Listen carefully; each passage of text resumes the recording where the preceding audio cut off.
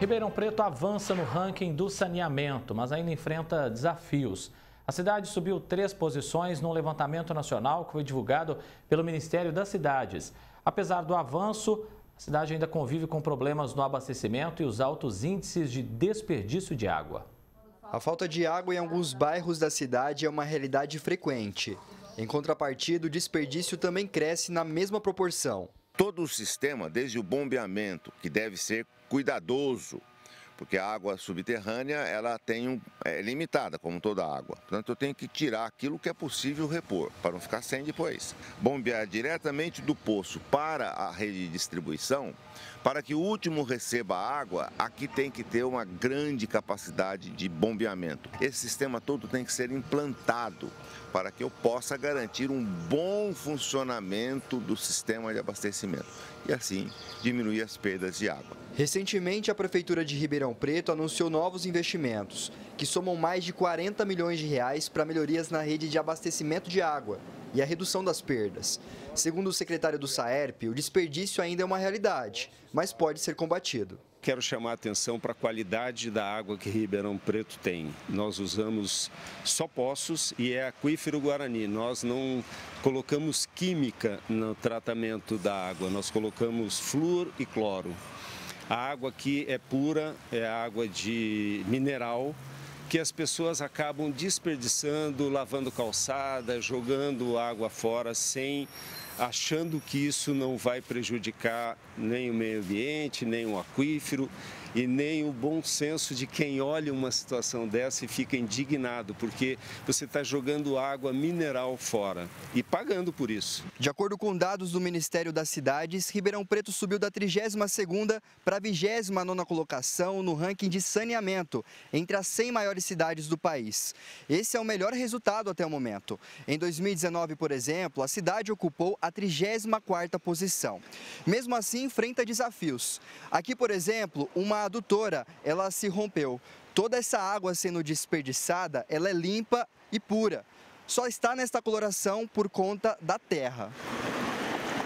O que a gente consegue observar é que foi um avanço aí de 3 posições do último ranking para esse, né? Então hoje é a 29ª colocação, com indicadores de cobertura muito bons no geral, mais 2 indicadores ainda em patamar de preocupação que poderiam melhorar. É o indicador de perdas de água na distribuição e também o indicador de investimento que o município está fazendo, né?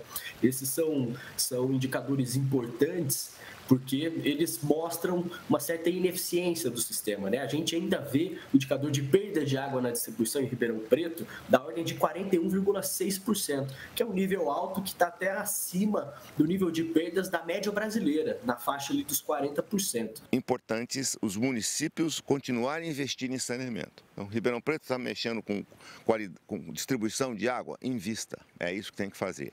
Ribeirão Preto tem problema de esgoto muito grave. Não há córrego em Ribeirão Preto que não tenha mau cheiro por esgoto. Portanto, esses interceptores, né, estão lançando água, os emissários estão lançando esgoto no corpo d'água. Se ele é ilegal, tem que olhar isso. O vazamento na adutora da Avenida Pio XII, na Vila Virgínia, já é um problema recorrente. Segundo os moradores, as manutenções são feitas com frequência, mas o vazamento insiste em voltar e a perda de água é inevitável. Quando não estoura ali, estoura aqui desse lado. Está sendo muito constante. É triste, né? Porque muita água.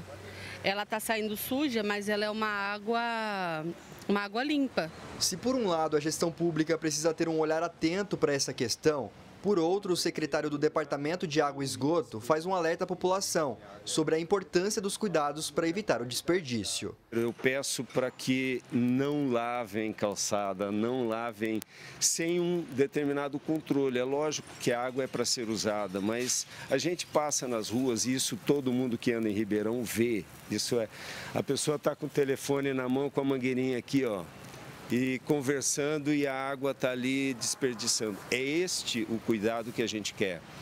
Lave a calçada, lave, mas passa a água, varre, né? Economiza a água. Edson Ferreira para o Jornal da Clube. Sobre o vazamento na Avenida Pio XII, que nós mostramos na reportagem, a SAERP disse que enviou uma equipe para analisar a situação no local e vai realizar o reparo. Jaime Bulos, professor de Direito, com a gente aqui ao vivo, para a gente seguir falando sobre esse assunto, então. Doutor, os investimentos apresentados, realmente, eles têm o poder de impulsionar essa boa colocação no ranking divulgado recentemente? Ótima tarde, doutor. Boa tarde, André. Tudo bem? Sim, com certeza. Você sempre investir na melhoria, principalmente na questão dos recursos hídricos e também do meio ambiente como um todo, vai fazer com que você tenha essa subida no ranking, mas não é só isso, né? Há necessidade também de políticas públicas e de conscientização da população para que a gente possa estar sempre aí em boas posições nesses rankings. Apesar, então, desse progresso, ainda há problemas no abastecimento, na questão do desperdício. Quais são os principais desafios enfrentados pelo município na análise do senhor? Então, André, a gente sempre traz essa pauta, né, para o jornal, porque, embora seja uma responsabilidade da administração investir para que você tenha mais tecnologia, para que você possa fazer a captação de água de forma ideal, evitando desperdício, trocando o encanamento, que é um encanamento mais velho, principalmente aqui na nossa cidade de Ribeirão Preto, a gente tem um outro ponto, né, que é a falta de conscientização da população. A gente viu na matéria que muitas vezes, né, as pessoas se utilizam de água potável para lavagem de carros, lavagem de imóveis, de calçadas.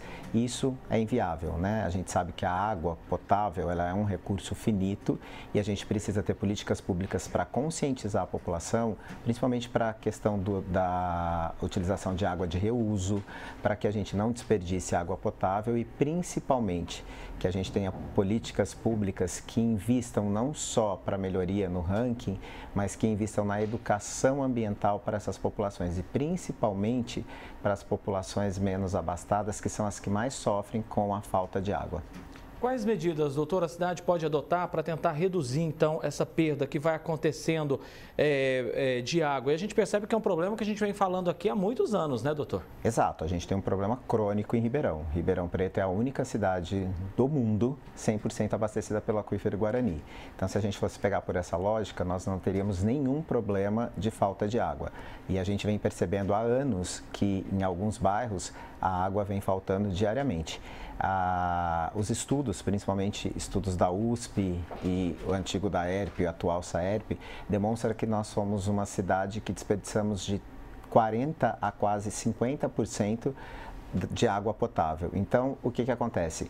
Isso está muito ligado à perfuração de poços clandestinos, a não conscientização da população, a condição climática da nossa cidade e principalmente a falta de investimento da administração para que isso possa ser melhorado, principalmente com a troca, né, e a utilização de tecnologia. Então é interessante a gente saber que a administração está investindo, mas agora a gente precisa partir para as políticas públicas de conscientização e educação. A população precisa entender que a água é um recurso finito, passível, né, de falta e que não dá para se desperdiçar água potável. Ou seja, a gente está falando então, né, doutor, que mesmo com as limitações, os problemas que acontecem hoje na rede de abastecimento, é preciso preservar esse recurso hídrico extremamente importante. Se a gente for pensar, a água é o nosso bem natural mais importante, né? E mais caro. E caro no sentido de importância mesmo para a vida, não só humana, mas para a vida dos animais. De nada adianta a gente investir ali em outros aspectos se a gente não investir na questão dos recursos hídricos. Então há necessidade de conscientização. E é o que eu sempre falo, né? A área de recarga do aquífero aqui em Ribeirão Preto, ela tem problemas. A gente vive numa cidade que a condição climática é muito quente, então já se usa e se utiliza um pouco mais desses recursos hídricos. E a questão ambiental, ela sempre pauta do seguinte princípio: a gente precisa prevenir ao invés de ir para o paliativo. Você utilizar outras fontes de reabastecimento de água, por exemplo, a questão da captação de água do Rio Pardo, ela é um paliativo, porque a gente tem um aquífero que é um manancial de água potável que abastece a cidade inteira e que daria para continuar abastecendo e a gente não ter problema nenhum em relação à falta de água se a gente tivesse políticas efetivas em relação a isso. Doutor, a gente percebe então que Ribeirão melhorou nesse ranking, mas quais outros critérios que esse levantamento traz e que a cidade poderia pegar como modelo para tentar melhorar aí para o próximo ano? Então, essa melhora se deu por diversos fatores, mas a gente sempre precisa analisar como um todo e não só de forma isolada. E aí entra a questão, né, do próprio conceito de saneamento básico, que não é só tratamento de água e de esgoto. Saneamento básico é todo um cuidado que você precisa ter com o meio ambiente, com as praças, com as árvores, com a iluminação pública, mas principalmente em relação aos recursos hídricos, é necessário que haja, e aí é uma questão que a gente sabe que isso é de suma importância, que não é só o investimento na tecnologia para que a gente suba de ranking, mas o investimento na política pública de educação.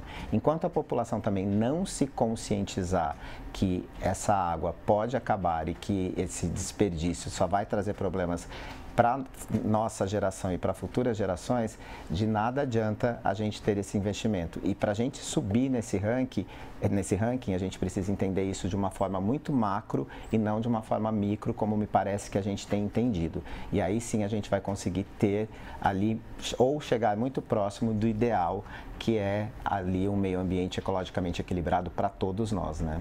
E é aquela coisa, né? A gente vê que melhorou de fato, né, no ranking, mas precisa chegar a isso também para a população. Tenho certeza que hoje tem bairros aí de Ribeirão Preto com intermitência no abastecimento, seja por conta da bomba que queimou ou de alguma falha no abastecimento. Então, precisa melhorar no contexto geral para que a população também perceba de fato aí essa melhoria. Doutor Jaime, obrigado pela presença aqui mais uma vez. Um abraço, até a próxima oportunidade. Eu que agradeço. Muito obrigado.